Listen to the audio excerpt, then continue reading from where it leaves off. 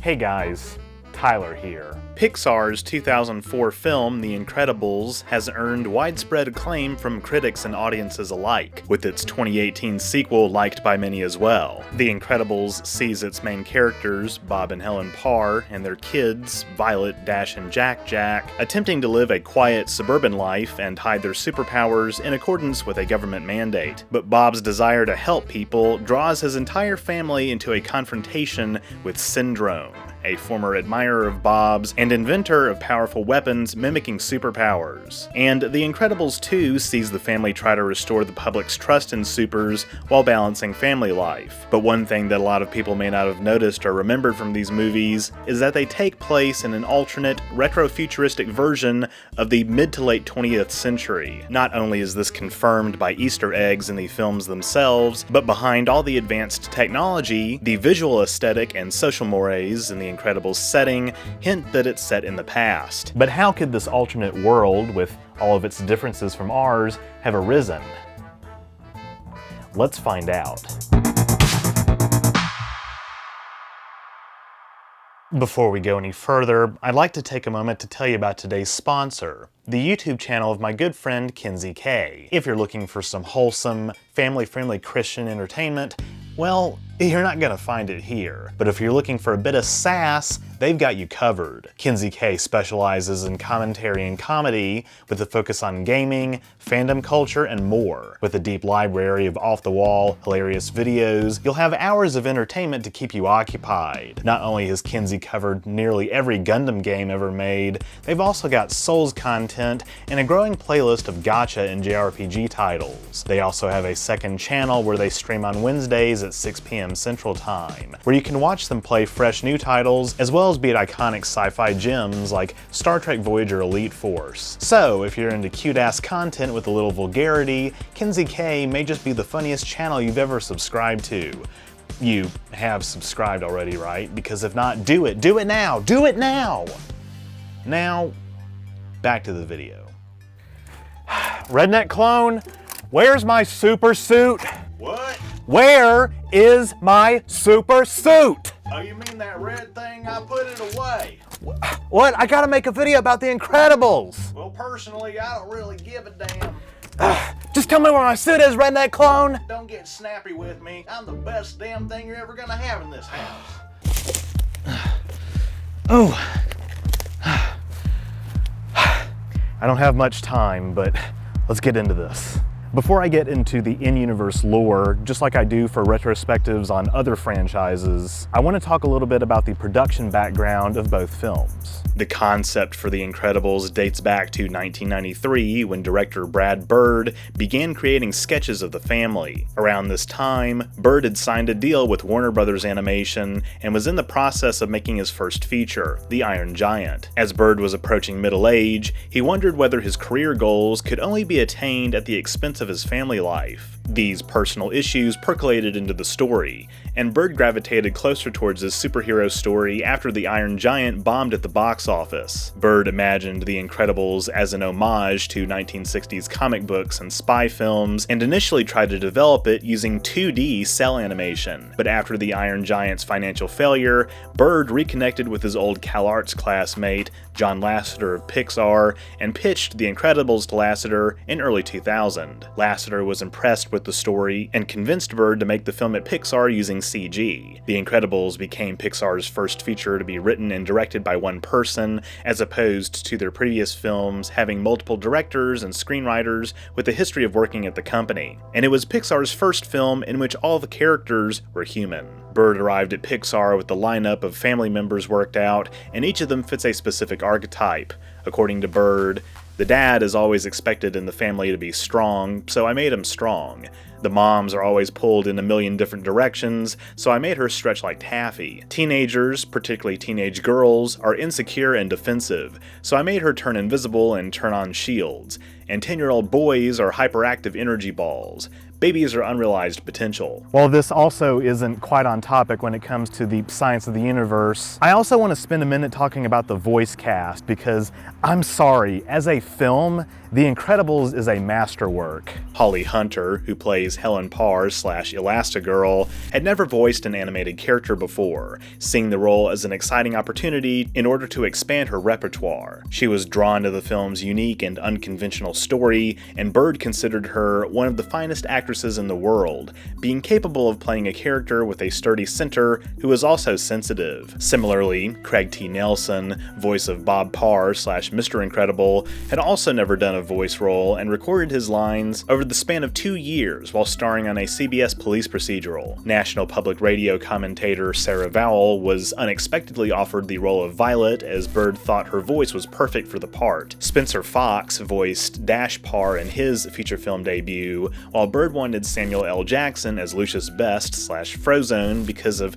well, Sam Jackson's cool voice. Lily Tomlin was considered for the role of Edna Mode, but she turned it down. After multiple failed attempts to cast Edna, Bird voiced her himself, carrying on the tradition of Pixar in-house staff being tapped for performances that come across particularly well on scratch dialogue tracks. Rounding out the cast would include Jason Lee as Buddy Pine / Incrediboy / Syndrome, Elizabeth Pena as Syndrome's right-hand woman, Mirage, and Wallace Shawn as Bob's supervisor at InsureCare, among other actors. Bird brought in members of his creative team on the Iron Giant to work on the film, and the artists had to make the transition from 2D to 3D animation. While Bird found working in CG difficult using sophisticated and non-user-friendly software, he ultimately considered 3D wonderfully malleable in a way traditional animation wasn't, and the camera controls more adaptable. He wrote the script without taking into account the limitations of CG at the time, meaning Pixar had to invent new technology to correctly animate the detailed human anatomy, including realistic skin and hair, as well as clothing. Though Pixar's technical team had some experience with cloth and hair from Monsters, Inc., the amount of both in The Incredibles was unprecedented, and Bird would tolerate no compromises in the name of technical simplicity. While the team had been able to convince Pete Docter to accept giving Boo pigtails to make her easier to animate, Violet needed long hair that would obscure her face, this being integral to her character. The animators also had to adapt to hair being underwater and blowing in the wind. Disney was initially reluctant to make The Incredibles as a 3D animation because of these issues, believing a live-action film might be preferable, but Lasseter denied this. Animation work on Violet's hair was only successfully completed towards the very end of production. The Incredibles also had 4 times the number of locations than any Pixar film before it, but the production managed to spend less money per minute than Finding Nemo by finding innovative solutions to technical problems. The film had many other firsts for the studio: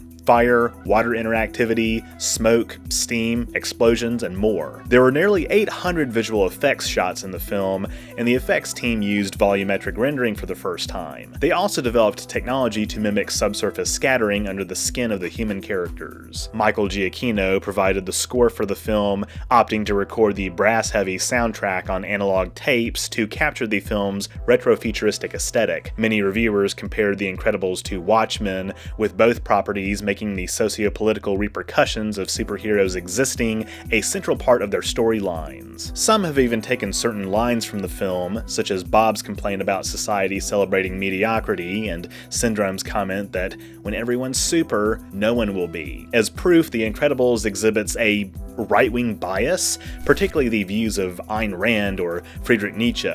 But Bird has scoffed at this, calling himself a centrist and stating 98% of audiences knew what was meant by this dialogue, that it wasn't a reference to Atlas Shrugged. Indeed, the film's wide appeal can actually be considered a strength of the writing. And indeed, the plight of supers in the Incredibles universe could even be seen as paralleling social minorities having to force themselves to fit into society, much like in the X-Men franchise. The second film also notably explores the characters from a feminist angle, the story focusing on Helen. Both films are political, but the way that they're political is kind of in the eye of the beholder.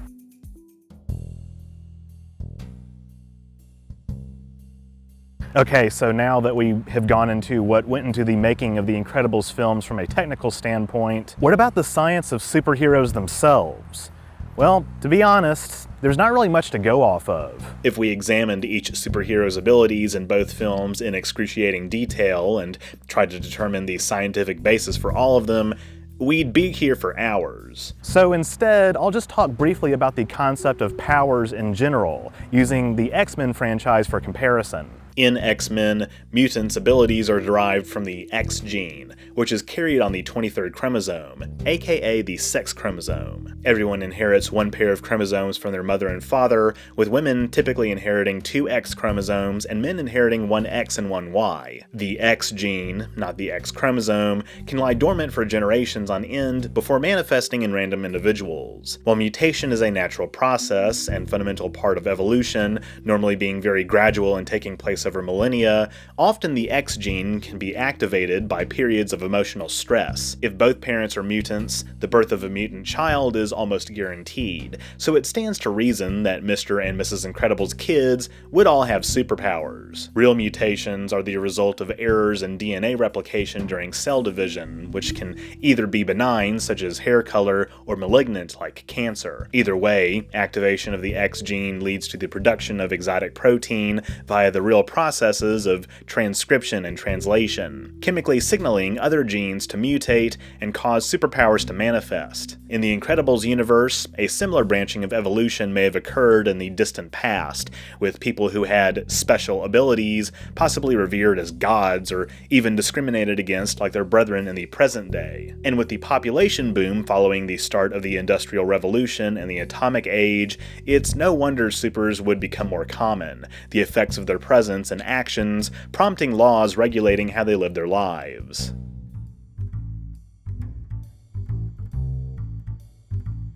So we've covered the biological base of superpowers, but what about the technology in the films? This is undoubtedly what a lot of you have been waiting for. Well, when watching both films for this video and taking notes, I wrote down every gadget I noticed, or just environmental storytelling in general, that gave clues about the time period they're set in. I should note that it's never been officially confirmed by the filmmakers that the Incredibles movies are supposed to be period pieces. Their production design envisioned mainly as an extension of 1960s retrofuturism. They could be set in the present day, and I think the intention is that they're supposed to be timeless. But while I frequently discuss on this channel how important I consider authors' intent to be, so to speak, a lot of the investigative work the fandom has done to determine what decade the Incredibles movies are set in has always intrigued me. The common wisdom on the internet, if you do a Google search, is that the films are set in the 1960s, specifically 1962, based on a newspaper Bob reads at the dinner table. This would place the prologue of the film in 1947, just 2 years after the conclusion of the Second World War. But to be honest, even though the official wiki uses these dates, I have never agreed with this. 1962 seems way too early, and indeed, there's another newspaper in the film dated 2002. Clearly, either one is correct or both are wrong, so I don't think that we can use these dates, which were probably never really meant to be seen in high definition anyway, as indicators. While the films could be set in the 21st century, or any century for that matter, I also think the prevalence of black and white footage, including newsreels and seemingly contemporary media on televisions, points towards a mid-20th century time frame. Otherwise, why wouldn't everything just be in color? Other indicators to me include Winston Dever's suit jacket, the look of the cars, and the modern architectural style, with modern meaning the modern movement that was dominant after World War II until the 1980s, replacing Art Deco. Tenets of modern architecture included the incorporation of glass, steel, and concrete, and an embrace of functionalism and minimalism. We don't really see any postmodern or neo-futurist architecture in the films, which were reactions against modernism's rigidity, uniformity, and lack of ornament, and only became popular in the 80s and 90s, respectively. There's also the scene in which Edna Mode, consulting with Bob about new supersuits for his family, recounts the gruesome deaths of multiple superheroes, including Stratogal and Thunderhead, who wore capes. These characters' deaths are listed as 1957 and 1958, respectively. If we are to assume these events took place before superhero work was made illegal, then the absolute earliest year the films can take place, in my opinion, opinion, is the early to mid-1970s, given the 15-year time jump between the first film's prologue and its main events, as well as some of these characters' presence at Bob and Helen's wedding. Helen holds up a newspaper in The Incredibles 2 that more prominently shows a date of Friday, October 25th. The earliest year under these rules that has a Friday, October 25th, is 1974, so I'd say that's our best bet.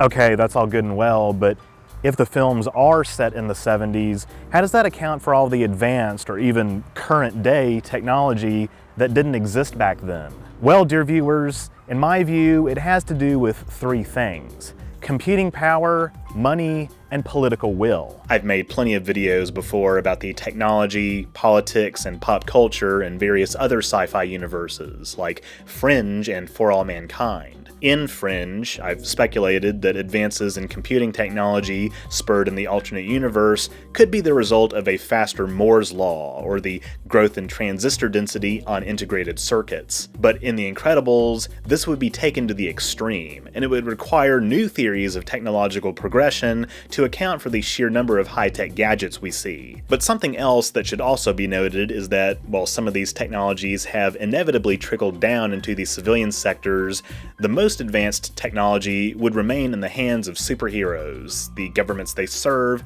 and only the most powerful of corporations. In a world where superheroes exist, just as in Watchmen, I think it's fair to say that these entities would be more willing to fund research and development of projects to respond to, or even take advantage of, super's abilities, thus pushing technology forward. In this section of the video, I'll list off some technologies I jotted down that would need some pretty heavy lifting to be possible in the mid to late 20th century, and with each, we'll explore how they could have come to be. The prologue of The Incredibles already features the Incredibile, Mr. Incredible's vehicle, which is outfitted with a number of advanced features, including GPS, a self-driving feature, or autopilot as it's called, and voice recognition. GPS was first developed in real life in 1973, with a prototype spacecraft launched in 1978, but it was based on previous engineering that took place in the 60s and was in turn descended from ground-based radio navigation systems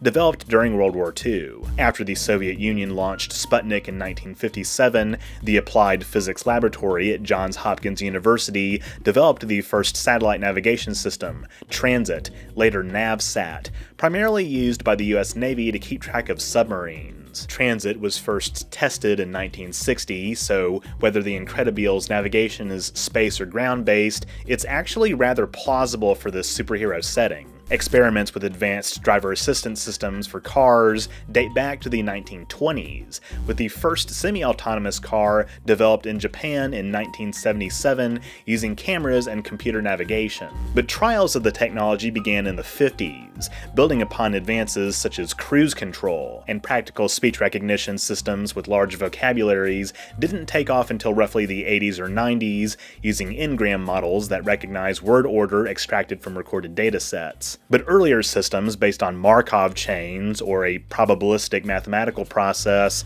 appeared a decade after Markov chains were first described in the late 1960s. And as far back as 1952, Bell Labs built a speech recognition system that analyzed sound spectra. All of these prototypes had more limited vocabulary, of course. But as a matter of fact, speech recognition systems that can identify the identity of the speaker are actually less advanced than ones that don't distinguish the speaker. So all of this could form the basis of the Incredibile's computer, as well as Edna Mode's security apparatus. The facial recognition part of her security system is also plausible for the 1970s, as the first such system was demonstrated in Japan in 1970, though less error-prone systems would arrive in the 90s with DARPA funding. Buddy's rocket boots that he invents clearly represent a level of miniaturization of space-age propulsion technology that hardly seems feasible for the 1950s, but early versions of what we colloquially refer to as jetpacks were invented in the 50s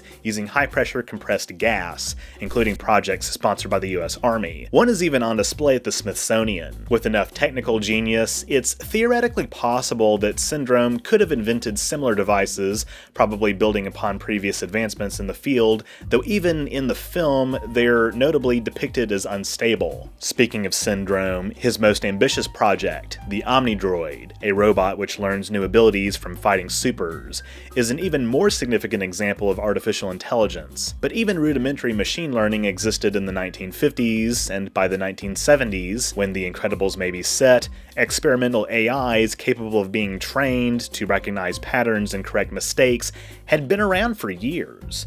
And while they didn't use modern statistical methods for training AI aimed at approaching general intelligence, artificial neural networks based on deep learning algorithms existed around this time as well. Once again, the Omnidroid's instability further proves the point that this AI isn't fully developed and is probably many years away from being so. The litany of indestructible materials incorporated into the Incredibles suits, including the stretchability of Elastigirls, the friction resistance of dashes, and the bullet and fireproofness of Jack-Jacks, are undoubtedly expensive, but do have basis in real physics. It's uncertain whether real physics underlies the interdimensional scanner the family uses to keep track of Jack-Jack, but maybe it's an offshoot of particle accelerator technology used to study the subatomic.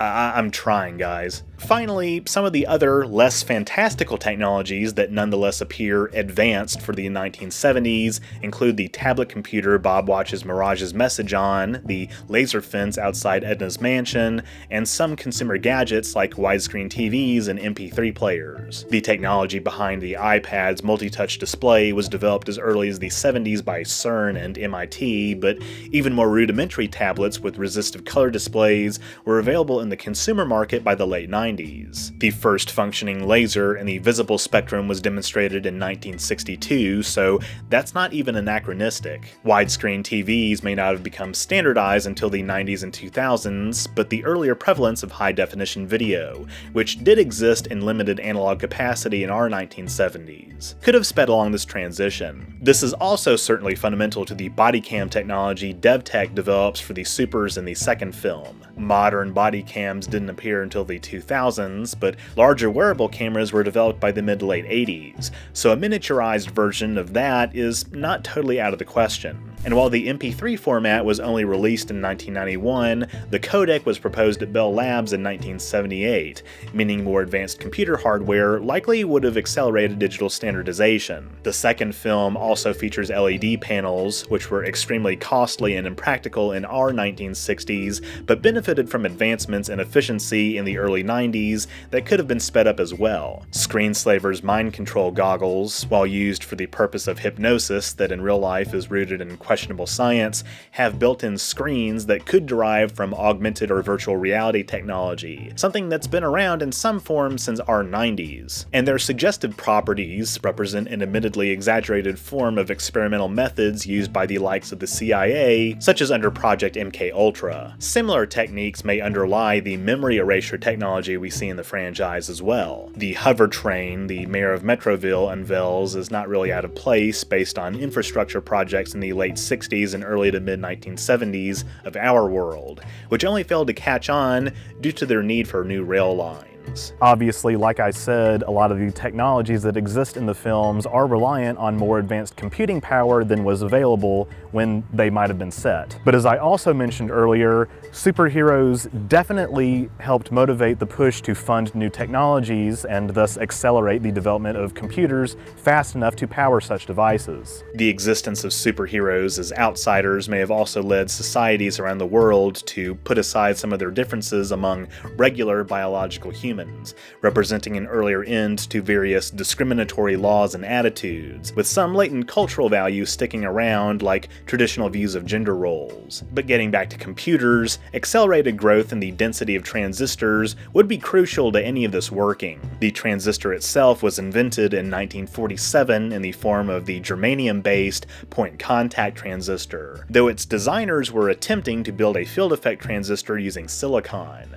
One was finally made in 1953, though patents for a field effect transistor date back to the 1920s and 1930s. However, materials science was not advanced enough for these to be manufactured, particularly at scale. The more widespread availability and lower cost of silicon after World War II is primarily what enabled the transistor's actual fabrication, but experiments based on the germanium crystals found in radar systems were happening as early as 1943, and the modern field effect transistor that has become the most common in microprocessors was invented in 1959 at Fairchild Semiconductor after perfecting the planar process. This process controls oxidation in a way that minimizes corrosion, and it enabled the mass manufacturing of microchips that helped NASA land astronauts on the moon and ushered in the digital age. If someone in the Incredibles universe had had the forethought to design a metal oxide semiconductor field effect transistor, or something close to it,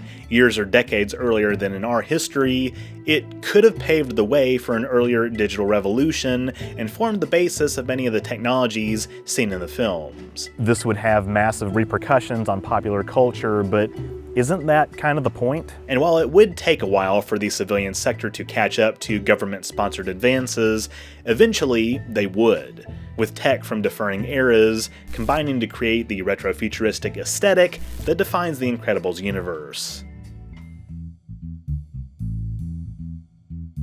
I think if The Incredibles proves anything, it's that if there's a will, there's a way. Societies in universes where superheroes exist would evolve in response to the effects supers have on the world, both good and bad. And with many of the technologies we take for granted today having been conceptualized and even tested decades ago, their biggest barrier to widespread adoption arguably being cost, well, with a different set of political and financial motivations, our world could be more advanced today. Obviously, a lot of this does require you to squint. There's a lot of reasons various technologies didn't get developed, weren't successful, or didn't hit the consumer market until they did. But when it comes to a fun superhero setting like The Incredibles, it's at least fun to dream about the possibilities. With that, thank you all so much for watching. If you enjoyed this video, be sure to leave a thumbs up down below and don't forget to share it. That stuff really helps me out. If you haven't subscribed yet, be sure to do that as well so you won't miss future uploads, and click the bell icon to receive all notifications. If you want to support my work even further, you can become a patron at patreon.com/OrangeRiver, linked in the description, or become a YouTube member by clicking the join button on my channel page. I just want to give a quick shout out to all of my donors who allow me to bring on outside talent like editors to make more high quality content for you to enjoy. By becoming a patron or member, you also get access to awesome perks like behind the scenes photos and videos, patron and member only polls, name in the credits, merch discounts, and more. Or you can drop a one-time super thanks or PayPal donation. All are appreciated. Links to my PayPal, as well as my social media and merch store, are in the description too. Also, just as a reminder, I do have a second channel, OrangeRiver Plus, where I've uploaded the VODs of lots of my gaming streams, with more on the way. And in addition to some other goofy one-offs and extra behind-the-scenes content, I've officially made it my second streaming platform, so be sure to subscribe there so you don't miss any new content. That's all I have for this week. Now, duty calls. Yeah?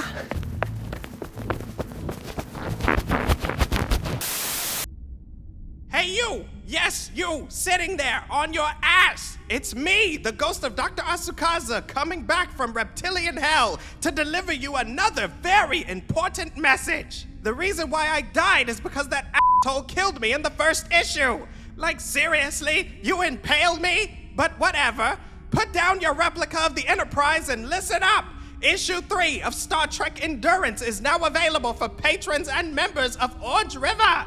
Just sign up for $2 or more at patreon.com/OrangeRiver or click the join button on OrangeRiver's YouTube channel page. If Erica could figure it out, you can too. By the way, a lot of people seem to think I'm a Gorn. Well, I'm not a fucking Gorn, I'm a Nihilist, you assholes. Look it up. We were in the animated series. It's canon. Anyway, back to reptilian hell. Do you like merchandise? If so, head on over to the new and improved OrangeRiver merch store. That's right, OrangeRiver is now officially on Spreadshop. I've got a bunch of awesome new designs, including All the Way Down, All the Way, Vape God, Callie, aka Best Girl. It was totally worth it. And what is perhaps my greatest design yet, I love being married to my husband. plus I've got some of my classic designs like OrangeRiver Arrowhead, N7, Metroid, Mycelial Network, The mycelial network is like Mycelial Network, and more. And there are even some new products like OrangeRiver hats. That's right, OrangeRiver hats now exist. Visit the link in the description to get discounts and other special deals on items from my store.